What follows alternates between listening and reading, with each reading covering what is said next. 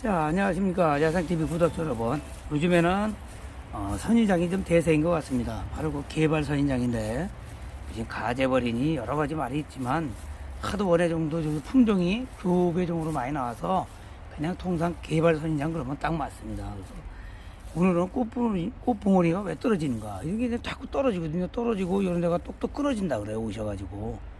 본체는 살아있는데 이게 자꾸 떨어진다 그래요. 그리고 그 이후에 뭔가 그런 거에 대해서 좀 설명을 드리고, 고객분들을 위해서 많은 질문 중이나 고충 중에서 그게 제일 많지 않나 그렇게 생각합니다. 그래서 이런 경우는 갑작스러운 환경 변화가 주 요인입니다. 여러분들이 농장 같은데 비닐하우스를 생각을 하시면 거기는 온도도 일정하고 습도도 일정하고 또 바람도 일정하게 강제로 통풍도 시키고 또 환기도 시켜줍니다. 그런데 여러분들 집은 그게 절대 될 수가 없어요. 그래서 제일 중요한 게 갑작스러운 환경 변화, 요거를 좀 주의하셔야 되고, 또 요거 또 뭐니 해도 또 습도도 굉장히 좀 중요합니다. 여러분은 대금 뭐 하나 제대로 된 게 없어요. 하우스에 비하면. 거기는 뭐 아쉬울 것도 없고 전문가고 뭐 하나 부족한 게 없는 곳이거든요. 그래서 여러분 스스로 그럴 때 무조건 물이 없나 보다 하고 진단을 내서 물을 막 찬물 더움을 가리지 않고 막 주시는 그런 우를 범하지 말기 바라고요. 두 번째는 여기 이제 겉흙이 마르지 않았는데도 그런 경우가 있습니다. 예를 들어서 이제 여기 보시면 이렇게 물기가 있어요. 이렇게 물기가 있는데도 이제 이게 그런 경우가 있거든요. 그런 경우는 좀 안쪽으로 좀 가을이기 때문에 너무 추워지면 안 되니까 20도 정도, 물론 10도라고 돼 있는데 그거 갖고는 안 돼요. 보통 20도 정도 이상 온도로 유지되는 거실 쪽에 들어가지고 한 3일이나 5일, 일주일까지 기다려보세요. 어차피 떨어지니까 거기다 물 준다고 되는 게 아니거든요. 그래서 그게 좀 멈추면은 원인을 찾은 거잖아. 그렇지만 그때까지 충격이 간 거, 데미지가 간 거는 어차피 떨어집니다. 그건 방법이 없어요.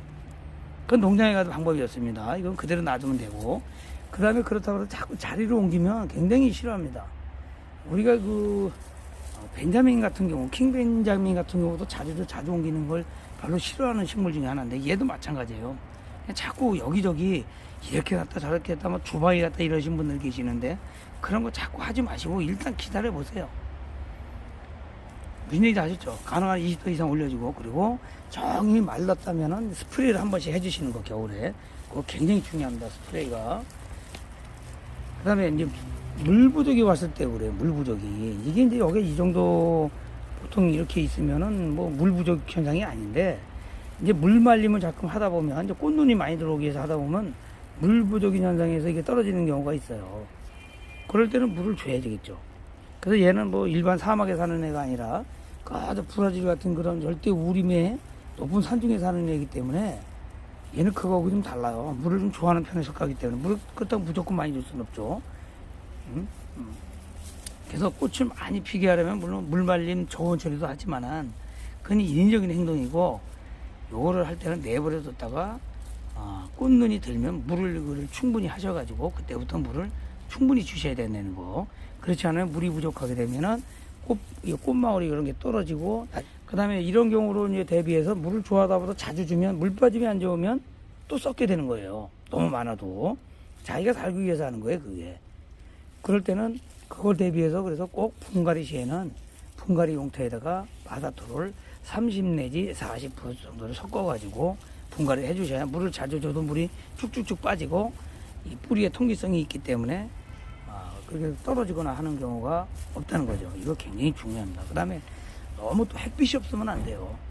물론 이제 그 봄이나 뭐 여름 같은 경우는 이제 밖에 뭐 토방 같은 데도 내놓고 하지만은, 겨울 같은 경우는 아무래도 안으로 들이잖아요. 갑자기 온도 변화가 생기면 그것도 문제가 생기고 햇빛이 부족하면 또 떨어지거든요. 그래서 가급적이면 낮에라도 햇빛을 좀 많이 쬐지게 해서 꼭 광합성이 되도록 그렇게 해주시면 되겠고요. 또 꽃봉오리가 커지기 시작하면 아까부터 얘기했던 20도 이하로 내려가면 안 돼요. 그래서 온도를 자꾸 올려줘야 돼요. 그래서 그 다음에 꽃봉오리 줄기가 마르면서 뚝뚝 끊어진다고 하는데, 이럴 때는 한번 여기 물이 없다고 생각했을 때, 그럴 때 물이 없으면 그냥 하루 정도 저면 관수를 해주세요. 물에 담가가지고 그냥 뭐 바가지든 뭐 바켓이든 상관없습니다. 그냥 하루 정도 푹 담궈 놓으세요. 그래서 그 물 올리기를 제대로 한번 쭉 해줘야 그게 제대로 꽃도 안 떨어지고 꽃도 피고 물도 제대로 먹게 됩니다. 이게 사람도 마찬가지입니다. 어떤 변화가 오면은 자기가 거기 적응해서 적응을 못하면 살기에서 떨어뜨리는 거거든요. 그게 잎이 떨어진다든지 이런 꽃이 떨어진다든지 줄기가 떨어진다는 거는 어떤 꽃이든지 자기가 감당이 안 되는 거예요. 10개가 있는데 5개밖에 감당을 안 되면 5개는 분명히 떨어뜨리고 제거를 해야 나머지가 산다는 거죠. 식물의 세계도 똑같습니다. 그러면 굉장히 식물도 똑똑합니다.